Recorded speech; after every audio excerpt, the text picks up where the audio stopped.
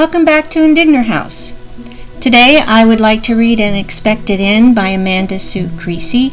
We expect this book to be released in the fall of this year, 2023.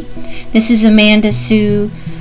This is her debut novel, and so this will be a first edition. It'll be available in hardback, softback, and ebook.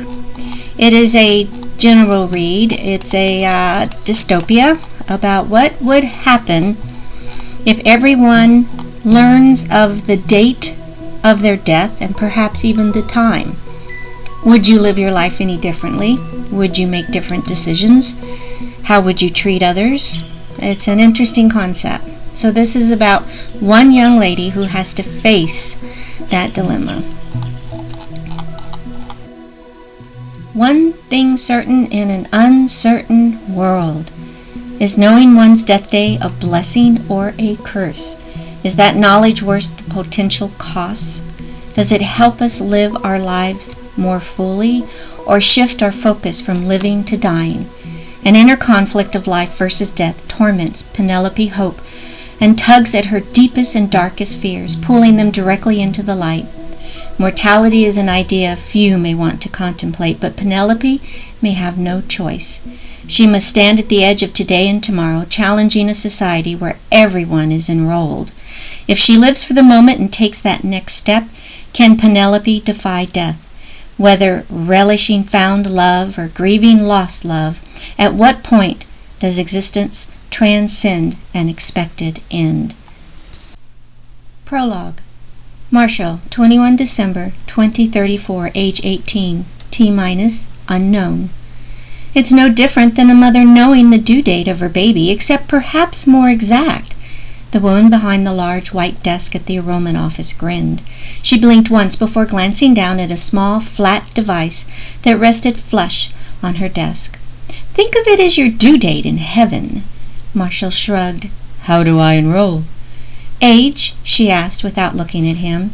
18. Birth date and year? December 21st, 2016. Ah, she hummed. You're right on time. Marshall knew some participants kept countdowns. He hoped he wouldn't be one of them. The woman tapped on the small device before folding her hands. She sat still, staring at the little screen. The device chirped. You've been assigned to experimental group B. She held up the tablet. Look right here. She pointed to the screen. Marshall stared at his reflection and frowned. Good, she said, handing him the device. Now it recognizes your face. She held eye contact and smiled briefly before looking away. Have a seat and follow the directions. Marshall sat in a chair and answered the questions. After swiping through the last screen, he stood and walked over to the woman. She didn't look up. I'm done. He handed her the device. She took it, opened a drawer, and without saying a word, dropped it inside. Marshall tapped his foot. Experimental Group B, you said? Yes. What does that mean?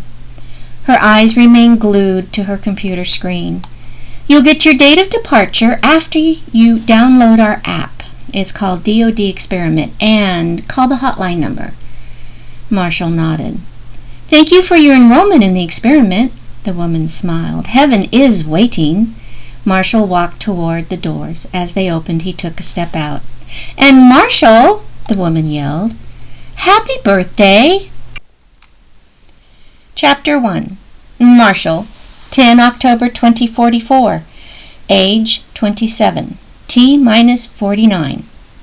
Marshall dropped his phone in his pocket and turned to leave, but muffled voices in the hallway grabbed his attention.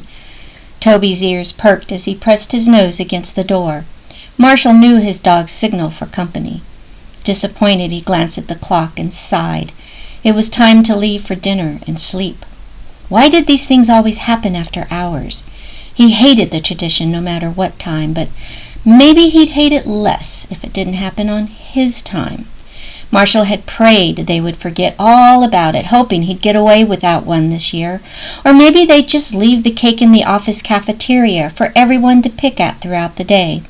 That would be fine with him, too. Marshall could definitely tolerate that. But this was embarrassing and uncomfortable, and he just wanted to go home. The door flew open and several of his colleagues busted in. Two dragged in a hovering cloud of black balloons, and another carried a large black cake shaped like a tombstone. "Heaven is waiting," scrawled across the top in white icing. "Happy Death Day," the man who worked in the next office over said with a huge smile. He placed several plastic goblets on the table. A short, blonde woman held up a bottle of sparkling juice and laughed. "To Marshall!" another voice echoed from across the room. "Heaven is waiting!" Plastic goblets clicked as his colleagues toasted Marshall's crawl toward October 10th, 2093. Marshall tried to smile. It was what people did. He'd been to enough office deathday parties to know that everyone smiled. Inwardly, though, he cringed. They weren't exactly celebrating him or his life. They just needed a reason to eat cake and drink sparkling juice and socialize.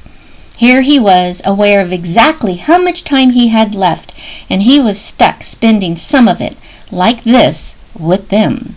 None of these people liked him that much, and he didn't like any of them. He wanted to, he really did, but he just didn't.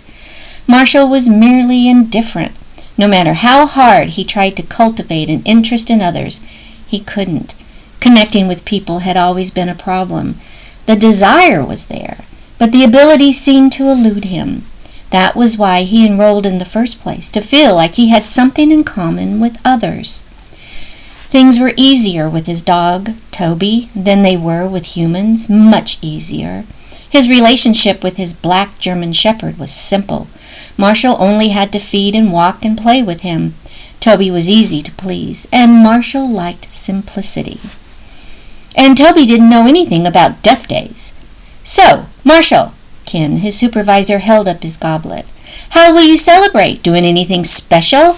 He took a sip. "To celebrate that I know I'm going to die in 49 years? Marshall shrugged and stared into his cup. "I'll visit the grocery store and pick something up for dinner." Ken scowled. "That's not a celebration." "That's the point." "What's the point? Why would I celebrate?" "Because heaven is waiting, Marshall. Heaven is waiting." Heaven was definitely waiting in the form of his quiet apartment high above the rapids of the James River, the roar from the water just a whisper when he opened his windows on the 11th floor. Ken was obviously baiting him. The man liked to do that. "Just a normal day, Ken," Marshall frowned. Toby leaned against Marshall's leg. It was what Toby always did when Marshall felt anxious. Marshall reached down and rubbed Toby's soft, warm ears. His dog's silky coat felt soothing. Toby reciprocated with a calm, toffee-color stare. "You're right, boy. I can do this. I can do this, and then we can go home." "Marshall, come on. Just another day? Really?" Ken's tone sounded patronizing as he wrapped an arm around Marshall's shoulders. He guided him to a corner of the office. Marshall stiffened at the touch, and Toby wedged himself between the two men. Marshall shrugged out from under Ken's arm and stepped away. "Yeah, it is just another day. I get up, I walk Toby, I come to work, I eat food. Sometimes I visit the grocery store." Ken tossed up his arms. Marshall felt relieved to have his space back, at least some of it. "You're not doing anything to mark this special occasion? Nothing? T-minus 49 years as of today. What about him?" He pointed at Toby. "Does he get to celebrate? Here, boy." Ken held out a morsel of cake. Toby turned away. "Dogs can't eat chocolate," Marshall said. "Come here, Toby." "What kind of dog doesn't like table scraps?" "He's on the clock." "The workday's over. It's after 5. And yet we're still at work. Anyway, Toby's workday is never over. I don't hop off the spectrum at 5. Ken raised his brows and nudged Marshall with his elbow. "You're a tough boss." Marshall took a few steps back and replied, "He likes his job." "Yeah, sure, so do I." Marshall couldn't tell if Ken's tone was sincere or sarcastic. He decided it was probably sarcastic. Ken took another sip. "Seriously, no plans to celebrate?" I'll write in my annual Death Day diary entry, but that's a given. Marshall had planned to read a little after dinner, but he didn't feel the need to share that bit of information. The familiar ridicule was becoming mundane. Books, Marshall, books. Why waste your time? Augmented reality is the new book. That's what Ken always said. AR wasn't real to Marshall. Marshall, writing in your Death Day diary is a given, Ken huffed. Last month on my death day, my wife surprised me with bungee jumping. Ken leaned in a little closer. Bungee fucking jumping. And I'm terrified of heights. You know what she said to me? She said, Ken, you know when you're gonna die and it's not today. Why are you so afraid? And you know what? She was right. I didn't die. You didn't go bungee jumping either, Ken. Fucking yeah, I did, man. AR doesn't count. It's AR, Marshall, AR. You know what the R stands for? Of course, Marshall knew. What a stupid question. Ken, reality. Ken slapped him on the back. That's right, reality. In reality, I went bungee jumping. I could have died, except I couldn't because it wasn't my death day. Marshall didn't want to extend the ridiculous conversation by pointing out the absurdity of his boss's reasoning. He didn't want to remind him that his date of departure wasn't a sure thing since it didn't account for accidents.